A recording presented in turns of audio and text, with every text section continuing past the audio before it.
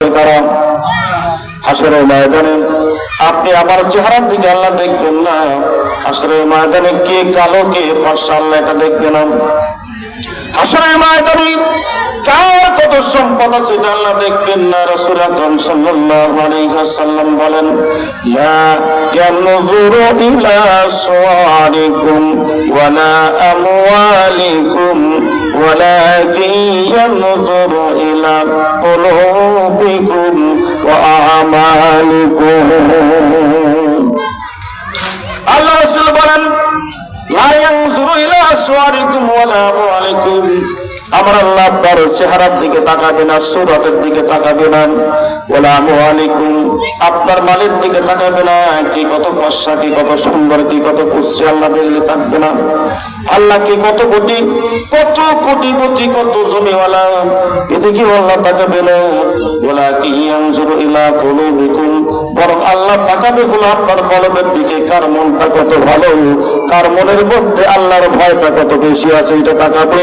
ওয়ালাকিন ইয়ানজুরু ইলা কুলুবিকুম ওয়া আমালিকুম, আল্লাহ মনের দিকে তাকাবে, আর মন অনুযায়ী আল্লাহর ভয় অনুযায়ী আমলের দিকে আল্লাহ তাকাবে। মসজিদ কত প্রয়োজন। আল্লাহর একজন বান্দি হযরত হান্না বিনতে ফাকুস নামে একজন মহিলা, নামগুলো মনে রাখবেন। হান্না বিনতে ফাকুস যিনি ছিলেন হযরত মরিয়ম আলাইহিস সালামের মা। তৎকালীন যুগে হান্না বিনতে ফাকুসের বয়স 99 বছর হয়েছিল। এত বছর বয়স হওয়ার পরে হান্না বিনতে ফাকুসের কোনো সন্তানাদি হয় নাই। বিয়ের পরে যদি সন্তান না হয় তাহলে কিন্তু ওই মানুষটাই বলে সন্তানের কি মর্যাদা। কথা বলেন ঠিক না বেঠিক? মানুষ বিয়ে শাদী করে শুধু যৌবন চাহিদা মেটানোর জন্য নয়, শুধু যৌন ক্ষুধা মেটানোর জন্য নয়, এর মধ্যে যুররিয়াতুন বংশধরকে বৃদ্ধি করার জন্য আল্লাহ কিন্তু বিয়ের ব্যবস্থা করে দিয়েছেন। কথা বলেন ঠিক না বেঠিক? যদি আল্লাহ ইচ্ছা করতেন, আদম নবীকে আল্লাহ যখন নাকি বানালেন, আদম নবীকে বানায় যখন আল্লাহ জান্নাতের মধ্যে দিলেন, আদম নবী, এই ওয়াজ কিন্তু আমি লম্বা করব না, হয়তো অনেকেই জানেন, আদম নবীকে আল্লাহ রাব্বুল আলামিন যখন তৈরি করে জান্নাতের মধ্যে দিলেন, আদম নবী জান্নাতে থাকতে শুরু করলো। দীর্ঘদিন থাকতে থাকতে আদম নবী একাকিত্ব মনে করতে শুরু করলেন। এত বিশাল জান্নাত, আল্লাহর আত্মী জান্নাতে আদম বিচরণ করতে শুরু করলো। দেখলো আল্লাহ এত জান্নাত তুমি কাদের দিয়ে ভরপুর করে দাও। আল্লাহ কি করলেন? আদমের মনোবাসনা কি বুঝতে পারে আল্লাহ হাওয়াকে ব্যবস্থা করে দিলেন। কথা বলেন ঠিক না ঠিক? কেসা বলবো না, মূল কথাগুলো বলবো। আল্লাহ আদমের জন্য হাওয়াকে ব্যবস্থা করলেন, কিন্তু আদমের জন্য হাওয়াকে আল্লাহ এজন্যই ব্যবস্থা করলেন যাতে করে আদম হাওয়ার মিলনের ফলে যেন বিশাল দুনিয়া আমার আদম সন্তান দিয়ে ভরপুর হয়ে যায়। জোরে বলেন ঠিক না ঠিক? আরো জোরে বলেন ঠিক না ঠিক? আমার বন্ধুরা, আমার ভাইয়েরা, আমার মুরব্বিয়ানে কিরাম, যেমনই আল্লাহ আদম হাওয়ার মাধ্যমে পৃথিবীর মধ্যে যুররিয়াতুন বংশধর পাঠায় দিল। আজকে তামাম বিশ্বে যত হাজার কোটি লক্ষ কোটি মানুষ যারা রয়েছে, লক্ষ লক্ষ মানুষ, কোটি কোটি মানুষ, সকলের আদি পিতা হলো কে? জোরে বলেন। আদি পিতা হযরত আদম। কে বলেন? আদি পিতা হযরত আদম। তেমনই হান্না বিনতে ফাকুস 99 বছর, 99 বছর বয়স হয়ে গেছে। হান্না বিনতে ফাকুস একদিন একটা গাছের তলায় বসে রয়েছে। ছোট্ট ঘটনা কিন্তু মনোযোগ দিয়ে শুনবেন। হান্না বিনতে ফাকুস গাছের নিচে বসে একটু বিশ্রাম করতেছেন, কাজের ফাঁকে মেয়ে মানুষ। কিন্তু তখন তো পর্দার বিধান ছিল না, ইসলামের অনেক আগের কথা, ঈসা আলাইহিস সালামের আগের কথা। গাছতলায় বসে রয়েছেন, উনি গাছে বসে দেখলেন যে গাছের ডালে একটা পাখি, সেই পাখিটি তার ছানাকে, তার বাচ্চাগুলোকে এত সুন্দর করে যেই খাবারটা উনি উড়াল দিয়ে জমিন থেকে সংগ্রহ করেন, জমিন থেকে কষ্ট করে সংগ্রহ করে সেই জমিন থেকে খাবার নিয়ে ওই বাচ্চাদের মুখের মধ্যে ঠোকরায় ঠোকরায় ছোট ছোট করে বাচ্চাদের মুখে তুলে দেন। উনি দেখলেন যে এই পাখির বাচ্চাদের প্রতি এত ভক্তি শ্রদ্ধা হান্না বিনতে ফাকুসের মনের মধ্যে একটু দাগ কাটলো। আল্লাহ রাব্বুল আলামিনকে বললেন,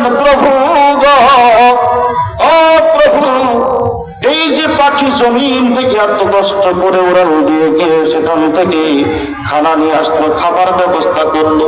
এই খাবার ব্যবস্থা করে সেই বাচ্চা যাতে খেতে পারে সেই পরিবেশ তৈরির জন্য সেই খাবারগুলো আবার ঠোকর দিয়ে ছোট ছোট করে বাচ্চার মুখের মধ্যে তুলে দেয়। ধরে সুবহানাল্লাহ।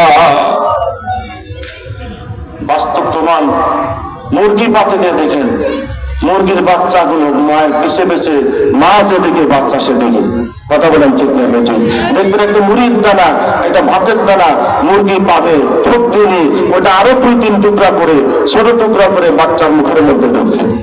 কথা বলেন ঠিক না বেটি? আবার কিছু পাখি মুখে ঢুকে দেয়, আর মুরগি ঠোক দিয়ে ও আবার বারবার বাচ্চাকে ডাকে, কিটকিট করে ডাকে, তাকে কিনে কথা বলেন, কিটকিট করে ডাকে। বাচ্চা সেখানে গিয়ে ওই খুদের কণা, দানার কণা নিয়ে খায়। হান্না বিনতে ফাকুস উনি গাছের তলায় বসে পাখির দুলছে, পাখিকে বাচ্চারা সেবা করা থেকে খাবার খাওয়ায় দিয়া আবার একটু পরে তিনি কি করলেন, নদীর পারে পানির কিনারায় বাচ্চা পাখি চলে গেল, মূল পাখি চলে গিয়া সেখানে গিয়া পানির কাছে গিয়া কাক যেমন পানির তুলে গোসল করে কি করে না, কান এরকম পাখা দিয়ে থর করে পানি দিয়ে ওর মাথার উপরে দিয়ে দেখা যায়। এমনকি দেখবেন যে ধারকে পাতিকে এমন ভাবে চুলগুলো নিজের এরকম ভাবে অন্য কাক দিয়ে এরকম এসে দিয়া মনে হয় চিরুনি দিয়ে গেছে, হাসা দিয়েছে। কথা বলেন ঠিক না ঠিক? মনে হয় কে যেন কে চিরুনি দিয়ে সুন্দর দিয়ে সাজা দিয়েছে, যেমন মা সন্তানকে সাজায়।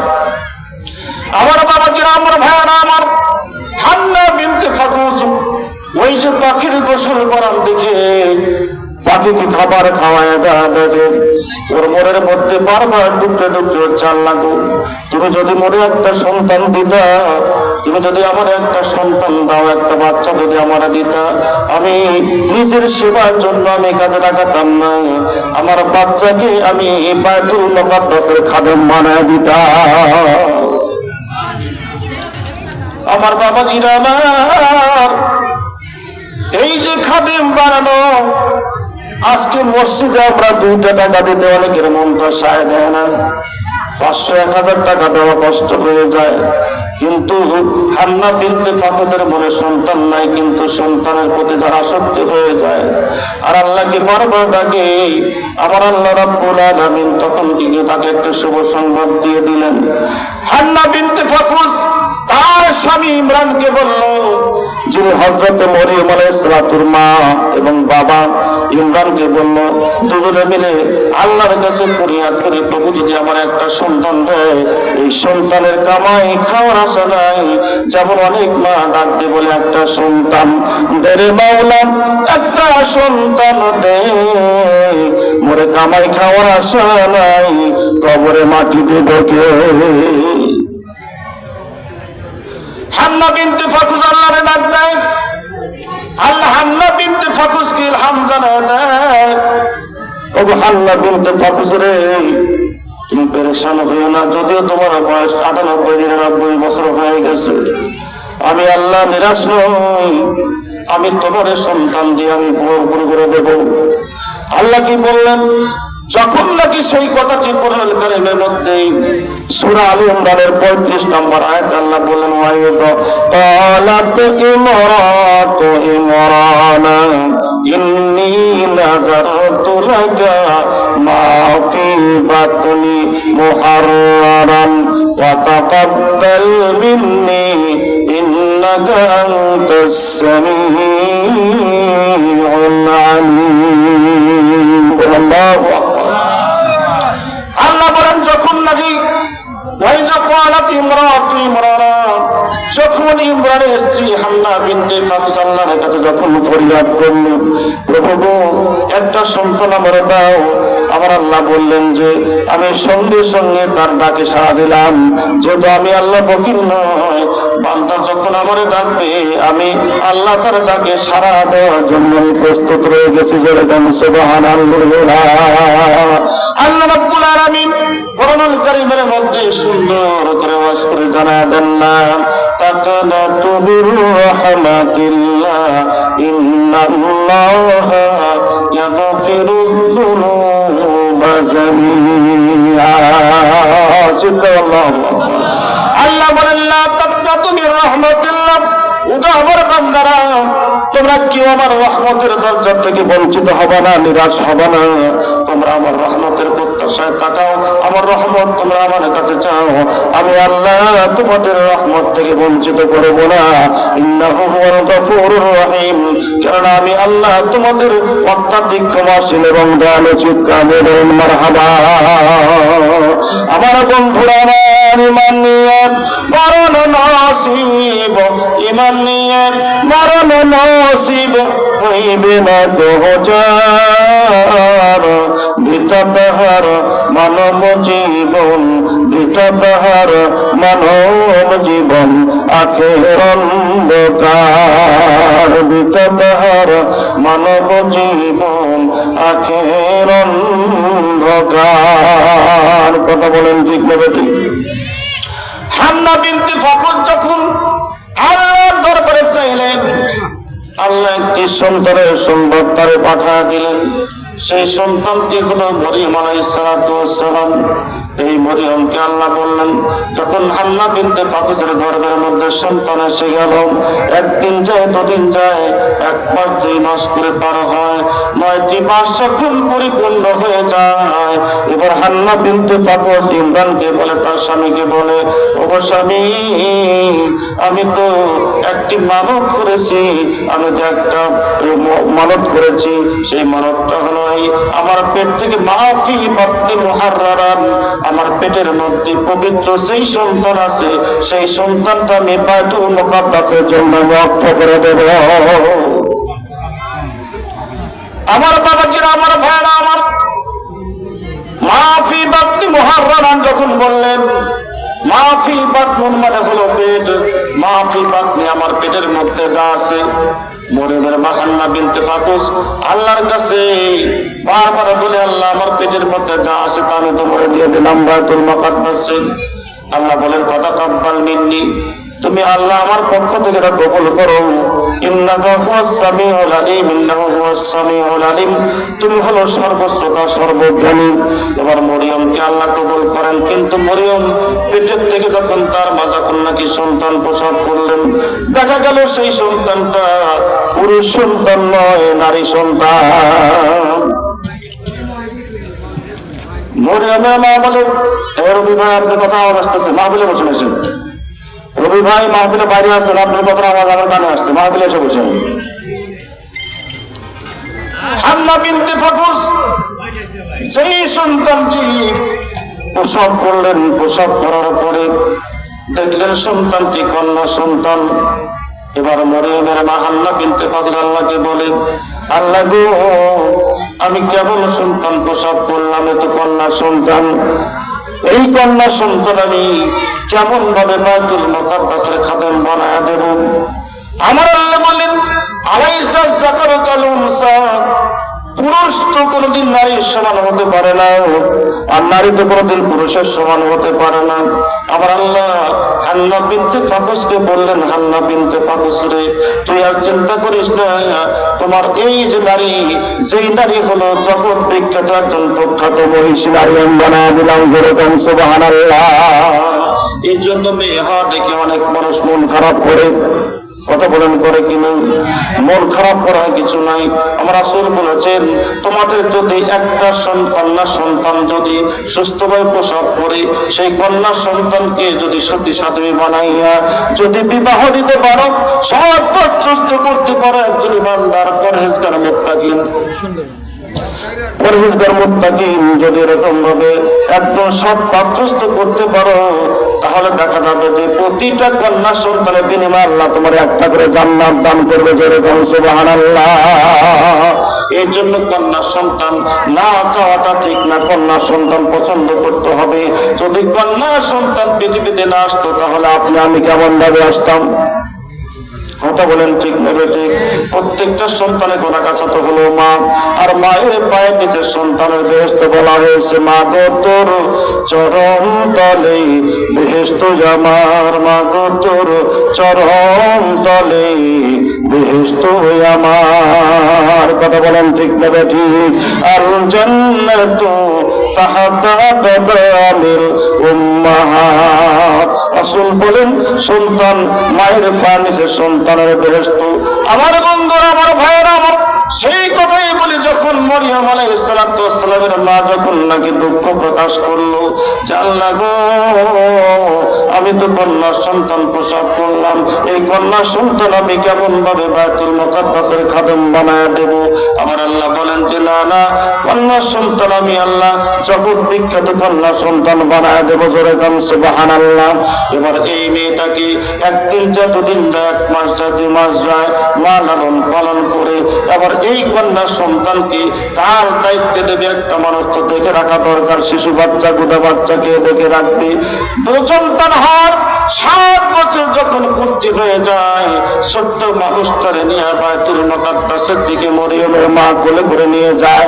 মুহান্না বিনতে ফাকুস কোলে করে নিয়ে দেখলেন যে ওই সময় মসজিদের আরেকজন দায়িত্ব ছিল, মুতাআল্লি ছিল, যিনি হলেন হযরতে জাকারিয়া আলাইহিস সালাতু ওয়াস সালাম। ধরে বলেন সুবহানাল্লাহ। হযরতে জাকারিয়া মরিয়মের খালু সম্পর্কের দিক থেকে খালু, আপন খালু ছিল জাকারিয়া আলাইহিস সালাতু ওয়াস সালাম।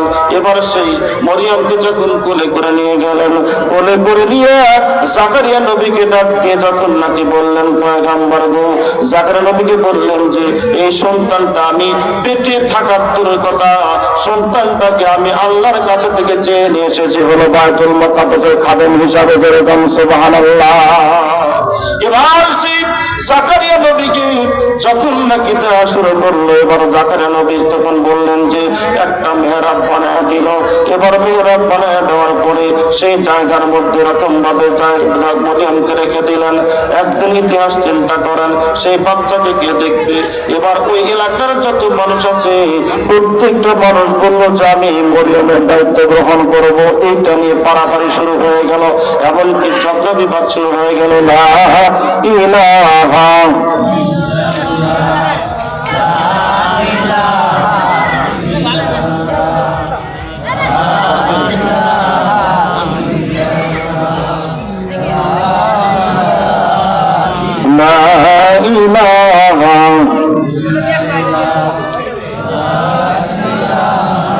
বান্দাই মাটির দ্বারা, বান্দাই মাটির দ্বারা করছে কায়া মরণ এই না মাটি, মরণ পরে এই মাটিতে হবে তোমার ঘর। মরণ পরে এই মাটিতে হবে তোমার ঘর। লা ইলাহা লা ইলাহা ইল্লাল্লাহু মুহাম্মাদুর রাসূলুল্লাহ। আমার ভাইরা, আমার বাবাজিরা, আমার হান্না বিনতে ফাকুস তার সন্তানকে দিবে বাইতুল মুকাদ্দাসে। কে লালন পালন করবে, কে ভরণ পোষণ করবে, দায়িত্বটা কে নেবে? এইটা নেওয়ার জন্য প্রত্যেকটা মানুষ ব্যস্ত হয়ে গেল, পারাপারি শুরু করে দিল। আমার আল্লাহ বললেন যে না না, আমি একটা পরীক্ষা দেবো, সেই পরীক্ষার মধ্যে যে পাশ করতে পারবে, যে ব্যক্তি লটারিতে পরীক্ষায় পাশ করতে পারবে, সেই ব্যক্তিকে আমি মরিয়মের দায়িত্ব দান করবো। যেরকম সুবহানাল্লাহ। এবার কি করলেন? সংক্ষেপে আমার ভাইয়েরা, সময় আমার শেষ হয়ে গেছে, কালেকশন ধরতে হবে। আমি 5 মিনিট পরেই কালেকশন দিকে চলে যাবো। 5টা মিনিট মনটা চিন্তা করেন আমার ভাইয়েরা। আমার হান্না বিনতে ফাকুস যখন নাকি দায়িত্ব নেওয়ার জন্য মানুষরা ভিড় করলো, আমার আল্লাহ বললেন যে তাওরাত লেখার যে কলম ছিল, তাওরাত কিতাব লেখার কলম ছিল লোহার কলম, এখন কিন্তু আমরা প্লাস্টিকের কলম, রাবারের কলম ব্যবহার করি। আমার ভাইয়েরা, আমার সেই লোহার কলম যে ব্যবহার করে তাওরাত কিতাব লেখা হয়েছিল, আল্লাহ জানা দিলেন যে এই যে মরিয়মের দায়িত্ব সেই ব্যক্তিকে দেওয়া হবে। একটা গামলায় করে একটা কারাইয়ের মধ্যে অনেকগুলো পানি নেওয়া হলো। একটা গামলার মধ্যে বেশ কিছু পানি নেওয়ার পরে এবার বললেন যে লোহার কলম দিয়ে তাওরাত লেখা হয়েছে, এই লোহার কলম দিয়া তাওরাত লেখা কলমগুলা প্রত্যেকটা কলমের সঙ্গে নাম লিখে লিখে তোমরা এই গামলার পানির মধ্যে ভাসায় দাও। আবার কেউ বলছেন না নদীর পানির মধ্যে ভাসায় দিল। আমার ভাইরা আপনাদের কাছে প্রশ্ন, লোহার কলম ভাসবে নাকি ডুববে? কথা বলেন, ডুববে নাকি ভাসবে? একটা পাথর যদি পানির ফেলা দেন, পাথর ভাসবে নাকি ডুবে যাবে? এবার তাওরাত লেখা সেই লোহার কলম প্রত্যেকটা মানুষ যারা মরিয়মের দায়িত্ব নেবে তারা কি করলেন, নাম লেখে লেখে কলমটা ভাসায় দিলেন পানির মধ্যে। প্রত্যেকটা কলম ডুবে গেল, কিন্তু জাকারিয়া নবীর যেই কলমটা ছিল সেই কলমটা পানির মধ্যে ধারা ভাসে রইল। যেরকম সুবহানাল্লাহ। এবার সিদ্ধান্ত হলো জাকারিয়া নবী হলো সেই ব্যক্তির দায়িত্বভার গ্রহণ করবে, তার দায়িত্ব গ্রহণ করবে। আমার মেয়েরা, আমার মরিয়ম নবী যদি, মরিয়মের মা যদি একটা সন্তানকে বাইতুল্লাহর খাদেম বানায় দেয়, যদি বানায় দিতে পারে, তাহলে আমরা 100, 200, 500, 1000, 2000 টাকা দিয়ে কেন মসজিদের আমল খেদমত করতে পারবো না? একটা জন্মগত সন্তানকে দিয়ে দিল ফি সাবিলিল্লাহ মসজিদের খেদমতে। একটু মসজিদে বসান, একটু মসজিদে কালেকশন যাচ্ছে, আমরা মসজিদে বসাবেন। আমার মেয়েরা, আমার বন্ধুরা, আমার এদিকে একটু জিকির করুন, লা ইলাহা। কি আপনার এই আব্দুল ভাই আছে নাকি? মসজিদে বসে 10টা মিনিট। লা ইলাহা, লা ইলাহা, এদিকে লা ইলাহা।